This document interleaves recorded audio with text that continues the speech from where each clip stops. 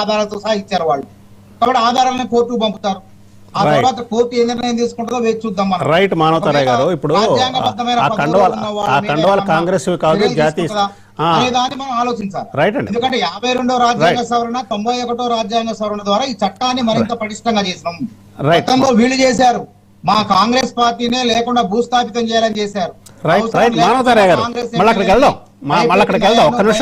ఒక్క నిమిషం మిగతా ప్యానలిస్ట్ కూడా అవకాశం ఇద్దాం. ఒక్కసారి మానవతారాయ్ గారు ఒక్క నిమిషం అండి, ఒక్క నిమిషం. మాకు ఎదురైన అంశాన్ని వాళ్ళు ఎదురైంది, కానీ వాళ్ళకు అట్లాగే మానవతారాయ్ గారికి వినబడుతున్నట్లేదు బాబు. మానవతారాయ్ గారిని తీసుకొని ఇంకో ఇక్కడికి వెళ్ళండి ఒకసారి. మానవతారాయ్ గారు మళ్ళీ మీ దగ్గరకు వస్తాము. మల్ల యాదవ్ గారు గుడ్ ఈవినింగ్ అండి. నమస్కారం అండి. మల్ల యాదవ్ గారు, మానవతారాయ్ గారు వారు పార్టీ వారు కాదు అని చెప్పుకోవడానికి విశ్వ ప్రయత్నం చేశారు. మరి మీ ప్రయత్నం ఏంటి? వారు మా పార్టీ వారు అంటారా లేకపోతే కాంగ్రెస్ వారు అంటారా? కాంగ్రెస్ వాళ్ళు కండవాలు కప్పారు అనేది మేము ముమ్మాటికి అనేక సందర్భాలలో చెప్పినాం. అందుకే వారిని ఎమ్మెల్యేగా సస్పెండ్ చేయాలని చెప్పేసి కోర్టు న్యాయస్థానాన్ని కూడా సంప్రదించడం జరిగింది. అంతకుముందే స్పీకర్ గారిని కూడా సంప్రదించడం జరిగింది. వారి దగ్గర నుంచి స్పందన లేకపోతే న్యాయస్థానాన్ని మేము అప్రోచ్ చేయడం. ఈరోజు ఏమంటున్నామంటే మా మెడలో కండవలు దేవుని కండవలు, ముఖ్యమంత్రిని అభివృద్ధి కోసం కలిసినాము అంటే అభివృద్ధి కోసం ఒక శాసనసభ్యుడిగా నియోజకవర్గ అభివృద్ధి కోసం కలిస్తే ఆ కండవ ఉండటం అనేది మ్యాండేటరీయా, కంపల్సరా? అది ఏమైనా కాంగ్రెస్ ప్రభుత్వం పెట్టిందా నిబంధన, రాజ్యాంగం పెట్టిందా? ఒక ముఖ్యమంత్రిని కలవాలనుకుంటే నియోజకవర్గ అభివృద్ధి నిధుల కోసం ఆ కండవ ఉంటేనే కలిసేదానికి ఏమన్నా మామూలుగా అటువంటి మ్యాండేటరీ ప్రొవిజన్ ఏమైనా ఉంటే దాని ప్రకారం మేము కలిసినామని చెప్పొచ్చు. ఒకవేళ నిజంగా ఇప్పటికీ కూడా మా పార్టీలనే గెలిచారు కాబట్టి మా పార్టీలో ఉన్నారు అని అంటే మా దగ్గర జరుగుతున్న సమావేశాలకి, నియోజకవర్గంలో జరుగుతున్న కార్యకర్తల సమావేశానికి, కార్యకర్తలు మామూలుగా పెడుతున్న కార్యక్రమాలకు కూడా హాజరు కావాలి. మరి కార్యక్రమాలకి, పార్టీ కార్యక్రమాలకి, పార్టీ విధానాలకు ఎందుకు దూరంగా ఉంటున్నారు? సో ఈ రోజు తప్పించుకోవడానికి వాళ్ళు ఏ పార్టీలో ఉన్నారో ఆ పార్టీలో మేము పలాని పార్టీలో ఉన్నామని చెప్పేసి బహిరంగంగా చెప్పుకోలేని దుస్థితిలో, నిస్సహాయ పరిస్థితులలో వాళ్ళని వాళ్ళు రక్షించుకోవడానికి ఈ రోజు మాట్లాడుతున్న మాటలు తప్ప ఇందులో నిజాయితీ లేదు. మమ్మల్ని నమ్మించి బీఫామ్ మీద గెలిచి అక్కడ ప్రజలను కూడా వమ్ము చేసి, మాటను వమ్ము చేసి ఇవాళ వాళ్ళ అధికార దాహం కోసం, సంచుల కోసం, డబ్బు మూటల కోసం పార్టీ ఫిరాయించిన ఆ శాసనసభ్యుల్ని వెంటనే శాసనసభ్యత్వాన్ని రద్దు చేయాలని చెప్పేసి మేము కోరినాం. దానికి సుప్రీంకోర్టు మామూలుగా స్పీకర్ ముందు పెట్టి గడువు విధించింది. ఈ గడువు లోపల వారు నిర్ణయిస్తారు. ఒకవేళ నిర్ణయించకపోతే తదుపరిగా మళ్ళా న్యాయస్థానం వాళ్ళ నిర్ణయాలు వాళ్ళు తీసుకుంటారు. దానికోసం మేము పోరాటం చేస్తాం. ఏది ఏమైనా ప్రజాస్వామ్య విలువలను కాపాడటానికి అని చెప్పేసి ఆ రోజు రాజీవ్ గాంధీ గారు ఏదైతే పార్టీ ఫిరాయింపుల నిరోధక చట్టం తీసుకొచ్చిండో దాన్ని అమలు చేయాల్సిన బాధ్యత ఉన్న కాంగ్రెస్ ఈ రోజు తప్పులు చేస్తా ఉంది.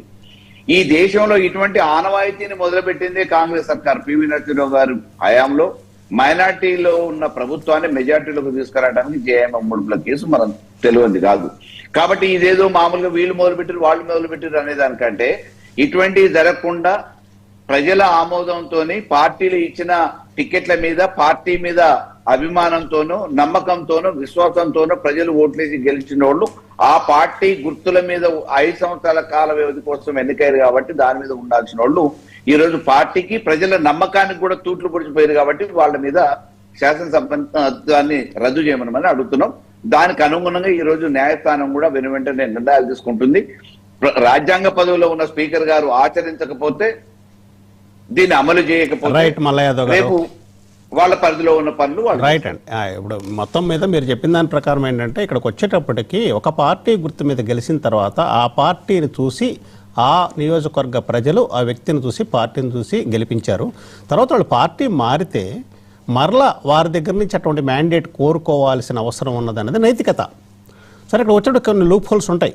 ఆ లూప్ హోల్స్ ఏంటన్నది మన ఇప్పుడు lawyer come politician Tadur Srinivas గారు బీజేపీ నుంచి ఉన్నారు. శ్రీనివాస్ గారు, ఇక్కడికి వచ్చేటప్పటికి ఇక్కడ యాజ్ ఎ లాయర్గా, సరే కరెక్టా కాదని తర్వాత చూద్దాం, యాజ్ ఎ లాయర్గా ఇప్పుడు 2 ఆర్గ్యుమెంట్లు విన్నారు మీరు. ఒకటి మా పార్టీలో లేరని అన్నారు, ఇక్కడేమో మా పార్టీలో ఉన్నారని మీరు అన్నారు.